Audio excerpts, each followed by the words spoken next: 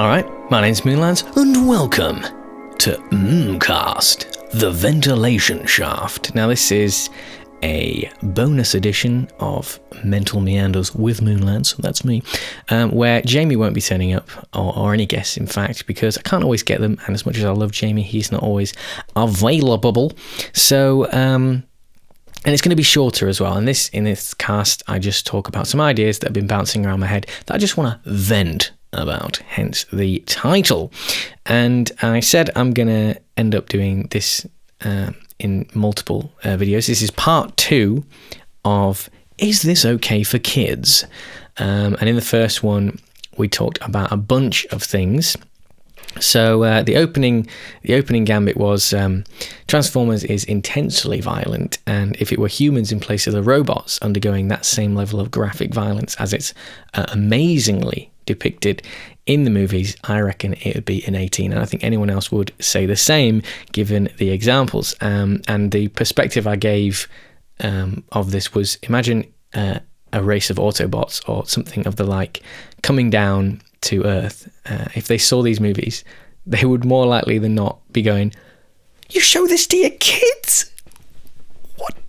So that's the kind of the starting point that we have here for this. And in the first part, if you haven't watched it, definitely go watch it, because there's a lot of things I went through there, and I wanted to get my position across to tell you where I'm coming from, that this is not intended to be about censorship or free speech, etc. This is just a discussion on what we think is okay for kids and to watch and why. And so the sort of thought of experiments that come with that is what I want to discuss as well. But I recognise there is a connection to the overarching issues. So in the first part, I talked about how it doesn't just need to be Optimus Prime or some Cybertrons, some Autobots coming down to have a look at us. It could be something that we create that disproves of what we're showing to our kids. You know, we could create artificial intelligence or computer beings with the power of supercomputers and the amazing advancements in self-learning technology and, the way in which they can communicate and connect through the internet, while we might create computers that are super intelligent in more fields than humans, or sentient, or both, sentient supercomputers, and that those beings will be the ones concerned and to consider. So I'm also going to do a whole podcast on that kind of subject, because I think the more important question is, of course, not can we, but should we, for obvious reasons, I would hope. But this is part 2 of Is This Okay for Kids? And if you haven't seen the kinds of films I'm talking about, like the Transformers lot, and you don't believe they're that violent, or both, I'm going to go through some examples in this video and go over what the current British Board of Film Classification guidelines are for violence. So this is not a rigorous essay, by the way. This is just meant to be an open discussion, me just expressing my interests and concerns, and I'd really love to get some feedback. I'd love to hear from you about why I'm completely out of my depth on these issues. So, Transformers. The issue is with Transformers, just because, it's not limited to them, but they're just a hugely popular, easy example. So, talking about Transformers 2007, from then right the way through to Bumblebee 2018, although I haven't actually seen the last 2 films, I've seen clips, and I have looked into this just for the sake of going through this, because I do have a pretty strong memory of the first 3 at least. It's not a review, so if you're looking for that, go elsewhere. So the BBFC rules, the British Board of Film Classification, they say on violence, because it's what we're focusing on, a 12, what classifies for a 12 on violence. There may be moderate violence, but it should not dwell on detail. There should be no emphasis on injuries or blood, but occasional gory moments may be permitted if justified by the context. Okay, that's a 12. Now 15... violence may be strong, but should not dwell on infliction of pain or injury. The strongest gory images are unlikely to be acceptable. Strong sadistic violence is unlikely to be acceptable. So those are the ratings for 15 and 12. Now, why do we have these standards? Just before I move on to what kind of stuff we have to look at in Transformers, I just want to set the kind of stage here. Why do we have these standards? Why do we want to show violence? Before we create rules and guidelines, we need to think about why we're doing it, to have clarity on how we want to enforce rules and whatnot. So even though I sort of feel like this is the key question here, I don't want to linger too much on this, because if you're interested, I think you really want to be thinking about the answers to this, yourself. But just to kind of go over it, why we want it. So for art, first of all, violence has a place in art, I think, for visual amazement, pure visual stimulation. You can go, there's all kinds of installations. There's some fella who puts hooks in his body. It's suspension art. He'll go in and the installation is just him naked, hanging from the ceiling, and he's supported in whatever position it is for so many hours, and he's hung just by hooks that are in his flesh.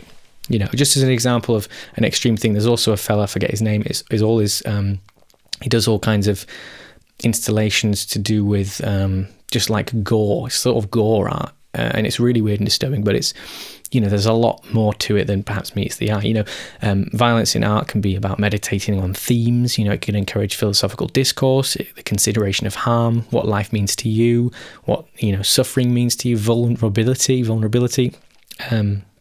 mortality, and suffering in general. Things like this. So it can also be used for generating political messages, emotional messages, moral messages. But there are going to be problems associated with that, of course. So those are some examples of why we might want to show violence in entertainment or in general, and what problems occur in individuals and society at large. Well, the issue is really if the filmmakers or whatever it is don't handle the violence properly, or if people watching it aren't equipped to handle the violence. If filmmakers don't handle it with the sensitivity or understanding for life or suffering or sentience, well-being, things like this, and neither of the people watching it are able to deal with those ideas or watch those scenes, you can have, first of all, you've got short-term traumatization. The initial impact of seeing blood and things like that, something that we immediately associate with being a problem, can cause short-term trauma. It can cause long-term developmental issues due to recurrent exposure to this kind of thing. We can plant bad seeds in people's minds. It can cause misinterpretation of reality. People can end up committing really bad things by accident or in ignorance, and it can lead to normalization, a lack of empathy, diminished sense of mortality. It can lead to an inability to understand the gravitas of serious issues, and imitation is also a big problem. And I'm not a psychologist, so I can't think off the top of my head now to list a bunch of studies for you. I wish I could, but again, look, I'm just trying to go over this just real quick to just kind of give you some inspiration, or just show that I'm not just sort of ignoring this, that I do have an awareness of this when I'm talking about this. I'm not just kind of randomly berating Transformers for some reason. Imitation, I believe there's some study where there was a doll that some doctors were showing these children footage of a doll that an adult, or maybe one of the other doctors, was treating really brutally. It was abusing it, whatever it was, not extreme, but just obviously bad things that we wouldn't want to do to people, or even the doll. Just seemed unfair. And these kids watching this footage, when they were introduced to the doll, when they got access to the doll, they kind of abused it in the same sorts of ways. They were children and people who are very impressionable and perhaps not equipped enough with their own understanding of the world, can end up copying really bad things. Being unable to handle this kind of stuff, these kinds of issues, can just lead to a general failure of acknowledgement or understanding of the social context when there's this amount of violence that someone's exposed to. So, granted, it's very difficult when we're dealing with a subject as complicated as entertainment, and subjective rather as entertainment, and individual freedoms and all the rest of it, but how much of this is really wanted or necessary is a good question. What do we think we want to see versus what can we actually handle, and what should people actually want to see, and what shouldn't we want to see? What shouldn't we be entertained by? Is kind of where we are here. So to bring it back to Transformers, just going to remind you again of what the BBFC rule as the 12 for violence, just before we get to all the example, because I know this is what you're waiting for. You're just waiting for me to list off a bunch of violent things. So there may be moderate violence, but it should not dwell on detail. So I'll do my BBFC voice. There may be moderate violence, but it should not dwell on detail. There should be no emphasis on injury or blood, and occasional gory moments may be permitted if justified by the context. So, the first Transformers film, in the first Transformers film, all we have to do is just look at the film and you'll see what I'm talking about. I'm not making this up. In the first one, we have live robots being ripped in two, sliced, stabbed in various parts of their body, including the face and throat, and they're beheaded as well. All of it is quite clear, it's obvious, it's very detailed, brilliant detail, I would say. Hats off to the CGI team.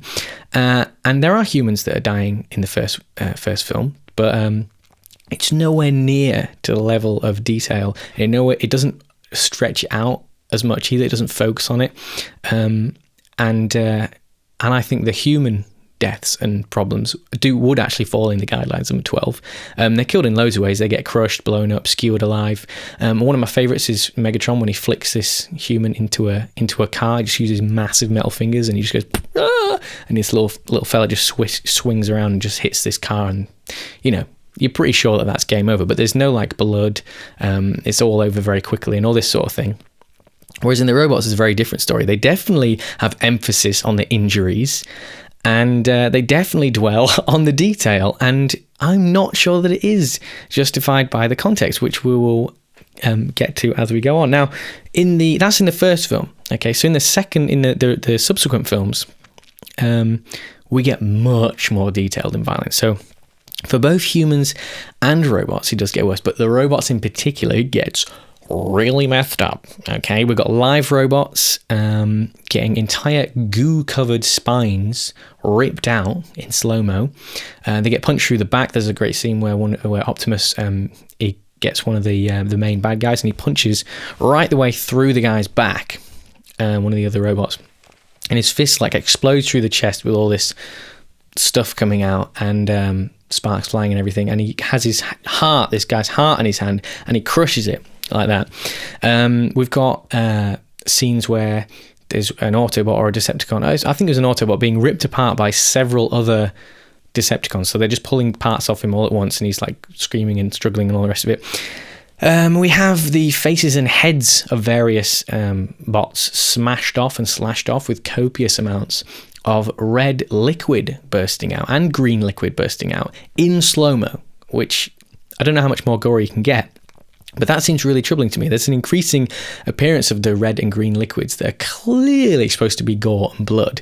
And I know that some fans or whatever, or people that want to get off on a technicality, will say, oh yeah, but it's not actually blood. It's just part of what's in the machines, because everybody knows that that the Decepticons and Autobots, they run on Energon, so they don't actually have blood or anything like that. Well, okay, that's fine. But what machine has gooey green stuff in it, or bright red goopy stuff, or whatever we see on screen? Because there's loads of it, and I don't think your average SUV or whatever, which a lot of these machines are, has that inside it. It's clearly meant to be gore, and lots of these robots and stuff, some of them don't necessarily take disguises. So I don't know how you could reason that it's to do with the thing. It was a byproduct of the thing that they were changing into. And so for me, that is totally violating the guidelines, of emphasis on blood, injuries, dwelling on detail, and so all we've got left is the context. I mean, outright, that's already too much. Even without the context, that's already too much. And it's not occasional gory moments. It's a lot. It's quite frequent in the movies. Humans just, they're not getting treated anywhere near as bad. They're just there's occasional ray gunning to death, humans turning to dust or being burned alive, even individually, but it's amazingly clean for what it is, to suit the 12 guidelines. Now, visually, These movies are amazing, and this violence in particular is amazing, absolutely incredible feats of CGI. But I sort of feel like it is besides the point in the context of a movie that's supposed to be for 12-year-olds, you know? The Transformers are rated 12 due to moderate action violence. That's what you'll find on the back of all the boxes. And some of them have bad language mentioned in there and sex references and drug references as well. But it talks about moderate action violence. Now, if this was humans, going through some of those examples I just mentioned, that would not be moderate action violence. That would be extreme, maximal action violence, all right? Now, if you want to do your own research on this, the really easy way is to go to YouTube and search Transformers All Deaths, okay? Just type that in. There are compilations, I think in most cases it's by the same channel, purely of all the deaths in Transformers, including humans and robots. It goes through all the films, and I think that says a lot about this whole issue. That you can just go to YouTube and someone's like, that's the favourites, that's a compilation reel, highlights, just the brutal stuff.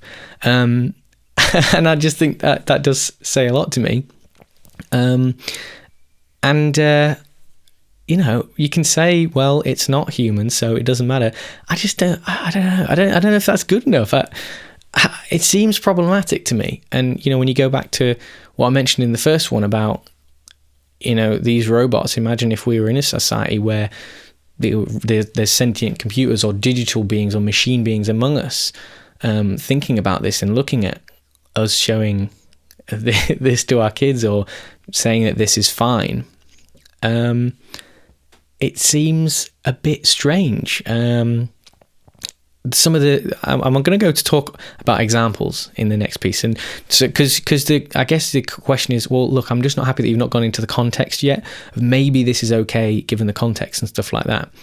And the simple answer is it's not. But it is really interesting going into some of the case studies provided by the British Board of Film Classification, and the things that will crop up. So just to summarise why it doesn't really work for Transformers is that the things that constantly crop up is that the consistent reasons for suitability are things like good, clear morals. So good overthrowing evil, recognition of severity of the situation, non-glorification. The context might have been necessary to convey the message.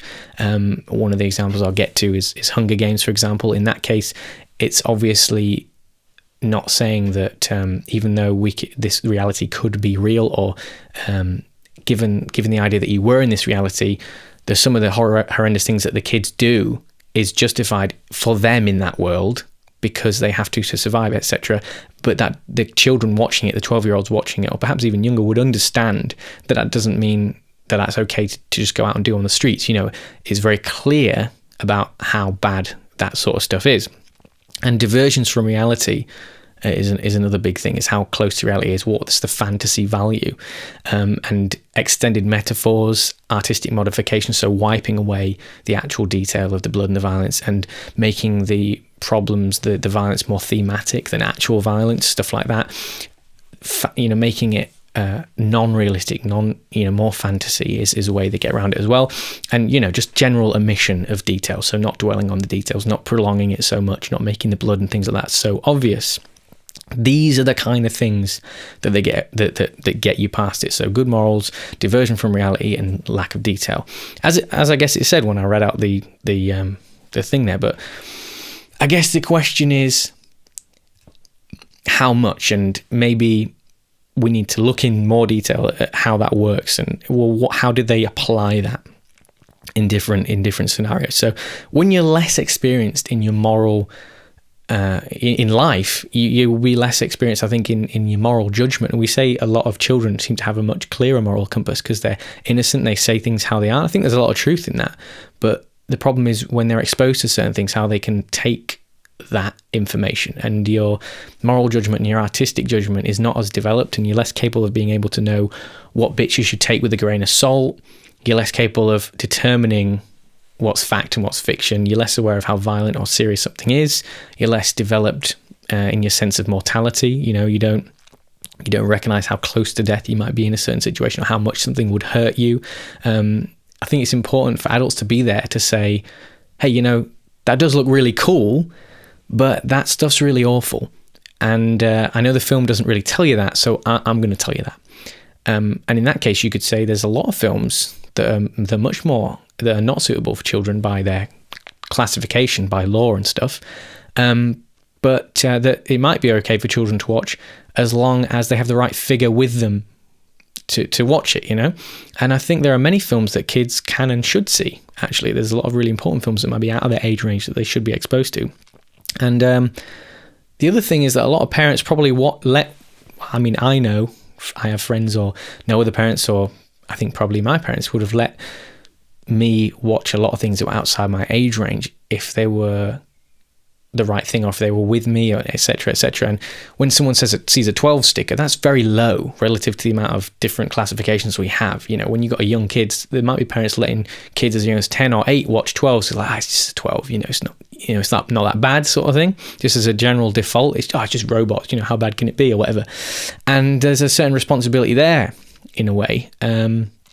So in relation to Transformers, I don't think the elements of context or seriousness or non-glorification, how close is it to reality? It's really photorealistic. It's set in the modern day, and we see even the good characters doing really violent things as well, repeatedly at quite a alarming level.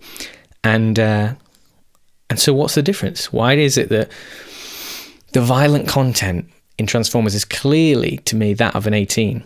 And again, next part is all about the examples. Why does that get a pass? Because they're robots. That seems simple as that to me. It's because they're robots.